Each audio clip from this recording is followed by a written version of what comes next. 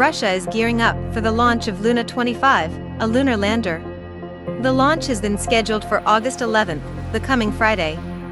This mission will mark Russia's re-entry into lunar exploration after a humongous gap of nearly half a century. Weighing approximately 800 kilograms and equipped with 4 legs, the lander is aimed at executing a controlled landing at the Moon's southern pole. This is the same spot where India's Chandrayaan 3 is slated to land very soon. Plus 5 seconds.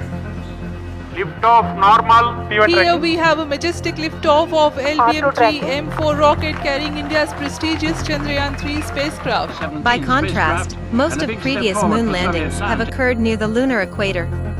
The spacecraft is expected to reach the moon around 5 days after launch. With this lunar mission, Russia's first since 1976, Moscow is seeking to restart and build on the Soviet Union's pioneering space program. The launch is the first mission of Moscow's new lunar project and comes as President Vladimir Putin looks to strengthen cooperation in space with China after ties with the West broke down following the start of Moscow's offensive in Ukraine last year. Speaking at the Vostochny Cosmodrome last year, Putin had said that the Soviet Union put the first man into space in 1961 despite total sanctions. The Kremlin chief had also insisted that Moscow would similarly continue to develop its lunar program despite current Western sanctions in response to the assault in Ukraine. During the last Soviet moon mission in 1976, the Luna 24 had brought back samples of lunar soil. With Sputnik, the Soviet Union launched the first man-made satellite into space in 1957 and later sent into orbit the first animal, a dog named Laika. Due to her calm nature and small size, Laika was finally chosen on November 3, 1957, to make the trip aboard Sputnik 2. The story they told the public was that risks had been minimized and that she would be safe inside her space capsule. This was not the case.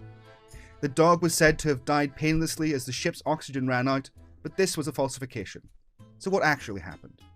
It wasn't until 2002 that the people involved in the project told the sad reality.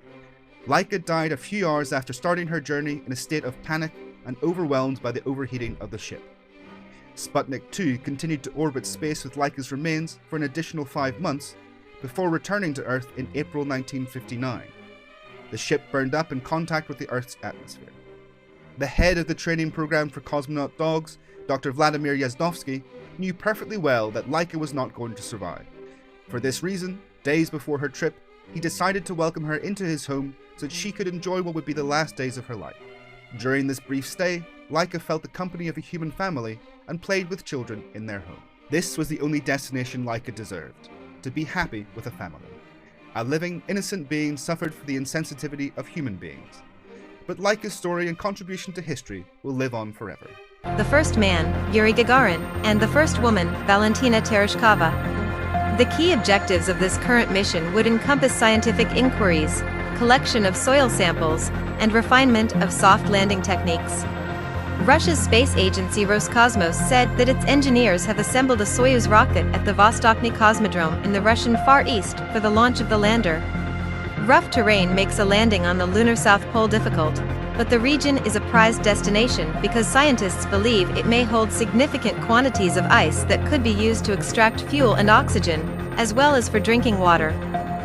Russia's space agency is still reliant on Soviet-designed technology and has faced a number of setbacks, including corruption scandals and botched launches.